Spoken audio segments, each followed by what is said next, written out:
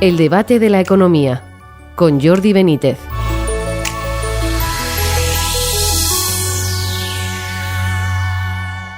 Bienvenidos al debate de la economía. La petición del cupo catalán está creando revuelo entre las comunidades autónomas. El presidente de la Junta de Andalucía, Juanma Moreno, lo ha definido como un misil contra la solidaridad entre territorios. Aunque la ministra de Hacienda ha dicho que descarta este nuevo modelo fiscal propuesto por Cataluña, habrá que ver realmente si lo hace o cambia de opinión y qué consecuencias tendría. Junto a este dilema tenemos otros, como los efectos que provocará la no presentación de presupuestos este año. Mientras tanto, a nivel global, la Reserva Federal de Estados Unidos ha decidido no bajar los tipos de interés por el momento y crea incertidumbre en torno a cuándo lo hará y cómo evolucionará la inflación. Para hablar sobre todo ello, tenemos hoy con nosotros a Rafael Pampillón, catedrático de Economía Aplicada de la Universidad CEU San Pablo. Bienvenido, Rafael. Hola, ¿qué tal? Y a Santiago Carbó, catedrático de Análisis Económico de la Universidad de Valencia y director de Estudios Financieros y del Observatorio de Digitalización Financiera de FUNCAS. Bienvenido, Santiago. Hola, ¿qué tal? Hoy me gustaría empezar contigo, Santiago, sobre esta cuestión del cupo, precisamente, ¿no? Pues ¿qué opinión tienes sobre ello y qué consecuencias te parece que podría tener sobre el resto de España? Bueno, está claro que hay que tomarse las propuestas como lo que son, pero el problema es que se avance en algo así, porque yo creo que la situación que se genera es muy compleja, ¿no? Para mí la gran dificultad, que no es la única, es el tema de la solidaridad. Es decir, en el momento que tú ya tienes dos comunidades autónomas por sus derechos forales, por una situación histórica, que prácticamente no contribuyen nada a la solidaridad, contribuyen muy poco, pues si tú añades una tercera, en este caso la económicamente más relevante, en términos cuantitativos, pues lógicamente sí que generas un problema al resto. Es decir, el resto de las comunidades autónomas ya ha vivido, ha convivido, ha aprendido a no tener. Por cierto, dos de las sociedades más ricas, dos de las comunidades autónomas más ricas, Navarra y el País Vasco, que no están dentro de este sistema. Pero si dentro del sistema general se sale, del régimen general también se sale Cataluña, pues evidentemente estamos ante un problema mucho más grueso porque evidentemente esa parte de la solidaridad que aporta Cataluña en ese sentido desaparece, ¿no?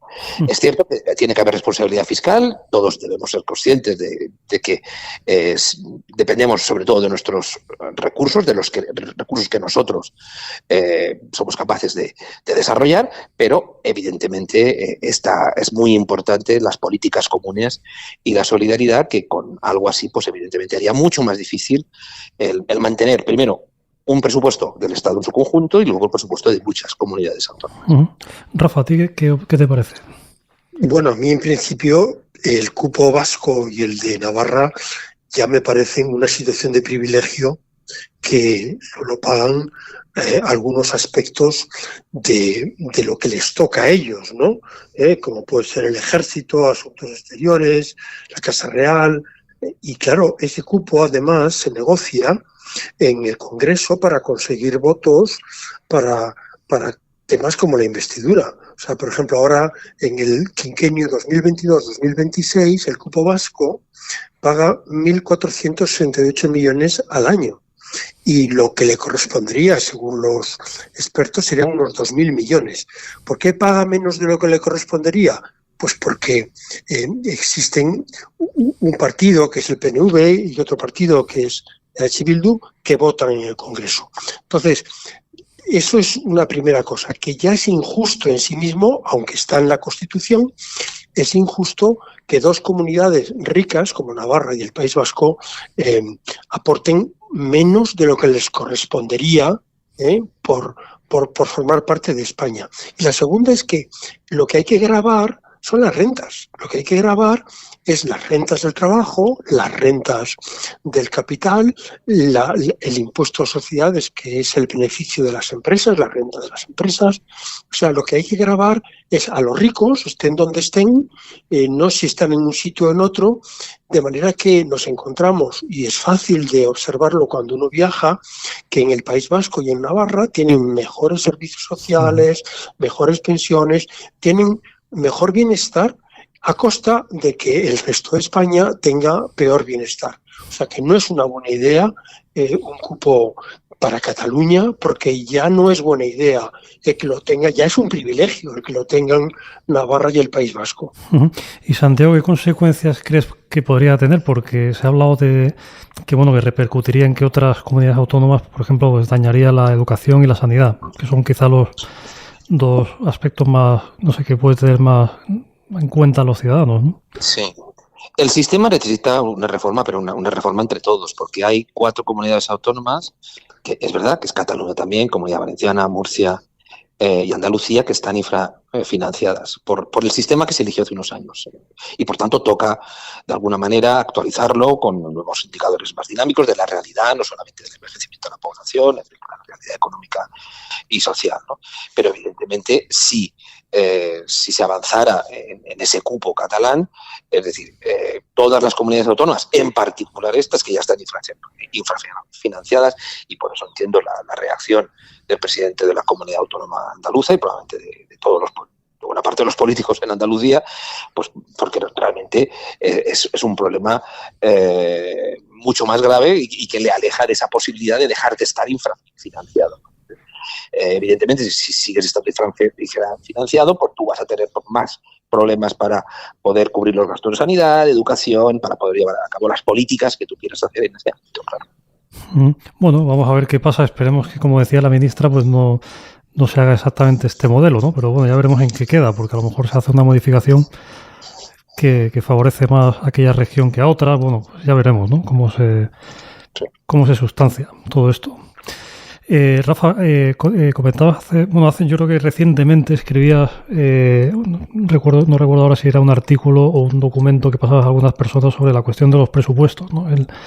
La cuestión de que el gobierno no haya presentado presupuestos para este año, ¿no? Que ha llamado mucho la atención porque en principio se piensa que debería hacerlo todos los años, ¿no? ¿Cuáles son tus conclusiones sobre esta cuestión? O sea, ¿qué problemas puede traer? En principio es que son unos presupuestos del año pasado y no se puede aumentar el gasto según la ley.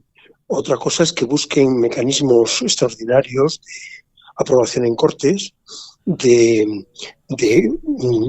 la condonación de la deuda, por ejemplo, para Cataluña y también para el resto de España, 60.000 millones. Pues eso no se puede hacer porque no hay presupuesto para eso. Tampoco se puede aumentar el gasto en defensa, porque y eso es importante porque Donald Trump ha dicho que el país que no pague lo dejará a su suerte.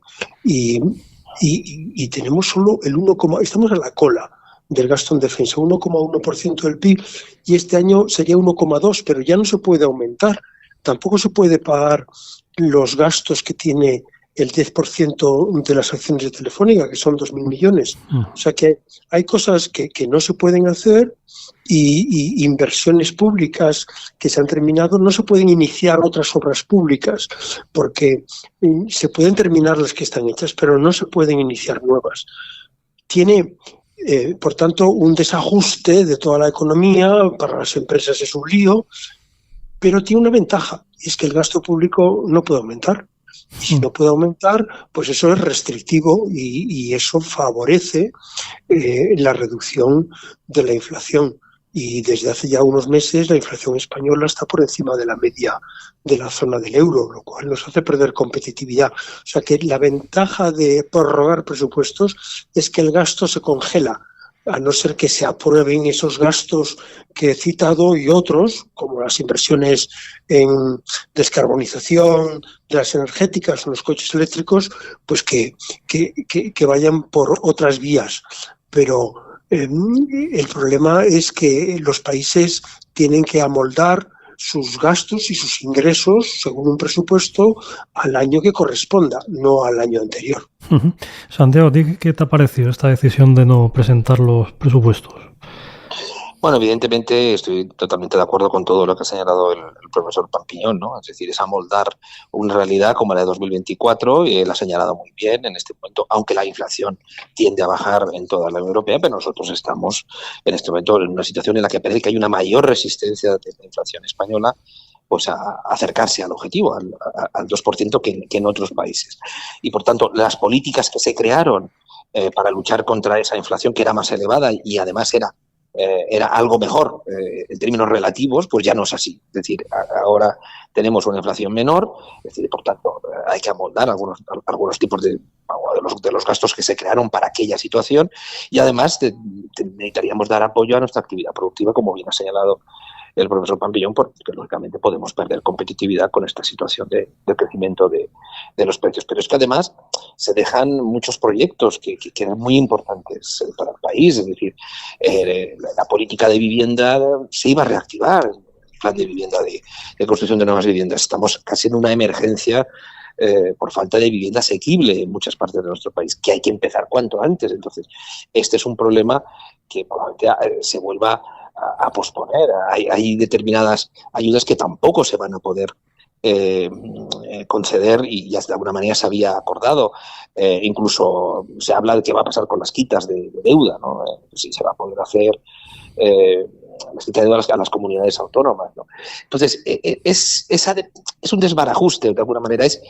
No solamente es que determinadas cosas ya no las vas a poder acometer, es decir, o aquello que ya se había debatido en los últimos meses no se puede acometer, sino que además hay una incertidumbre sobre lo que se podrá o no acometer a través de reales decretos o otras medidas, pero que siempre, al no estar en ese paquete completo que era el presupuesto, pues cuesta mucho, porque al final lo que haces es ir a algunas medidas concretas. No puedes hacer todo ese paquete que tenía una sintonía, y ahora pues vas a tocar pues la sintonía, pero por trocitos y piezas.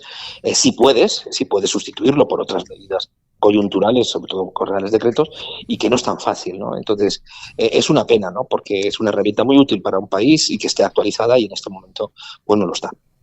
Hoy, a nivel más global, hace unos días la Reserva Federal de Estados Unidos decidía mantener los tipos de interés, es decir, no bajarlos, que es lo que está esperando pues todo el mundo prácticamente, ¿no? Para que luego pues, Banco Central pues europeo siga la misma senda, ¿no?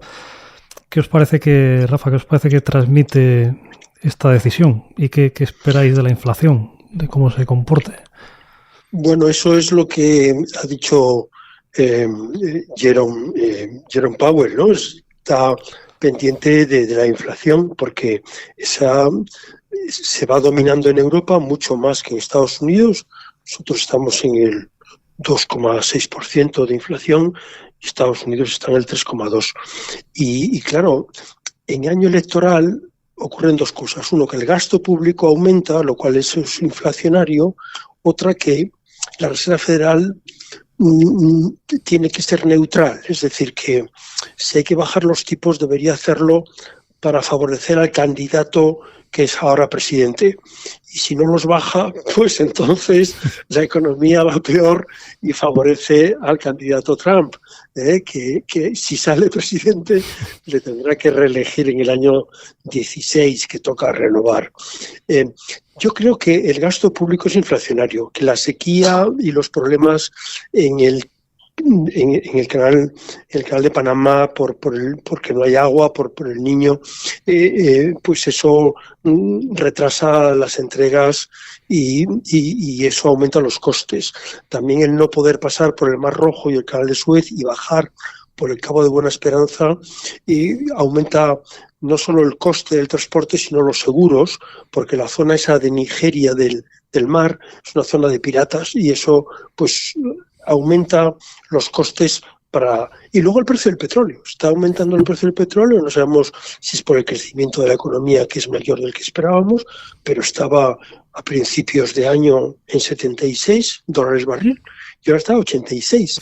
Y Morgan Stanley ha dicho que 90 para el tercer trimestre. O sea que es una incertidumbre a la cual estamos acostumbrados, porque llevamos ya varios años con una gran incertidumbre, pero esperamos, ¿no?, que el 6 de junio el Banco Central Europeo baje los tipos y el 12 de junio lo haga la Reserva Federal. Santiago, tu impresión, aunque Rafa ha hecho un análisis muy detallado, pero por tu parte, ¿cómo lo ves?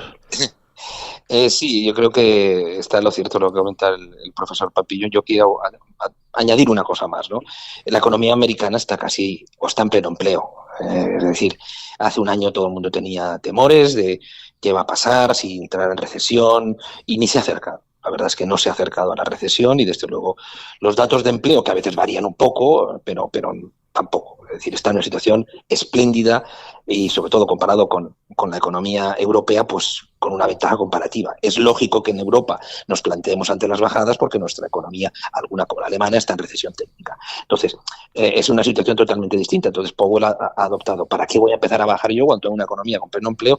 Y además me queda un tramo importante para llegar al 2%. La inflación americana se está resistiendo mucho en bajar por las razones que ha apuntado el profesor Pampillón, del petróleo, etcétera. Entonces, ha tomado la cautela y ha hecho casi como Lagarde. Vamos a ver en junio cómo estamos. Si ha empezado también el Banco Central Europeo la bajada de tipos, pues a lo mejor yo me lo puedo plantear también, porque tendré nuevos datos y veré si tienen más lógica. Con los de ahora, lo que ha dicho es que no tiene lógica que sea la Reserva Federal la primera que baje los tipos entre estos dos bloques, evidentemente, ¿no? Porque allí tienen pleno empleo y la inflación se está resistiendo también para llegar al 2%, que es el objetivo al que debe llegar. Muy bien, bueno, pues muchas gracias. Hemos llegado al final del programa. Gracias a Rafael Pampillón, a Santiago Carbó y a ustedes por seguirnos. Y les esperamos en una próxima edición del Debate de la Economía.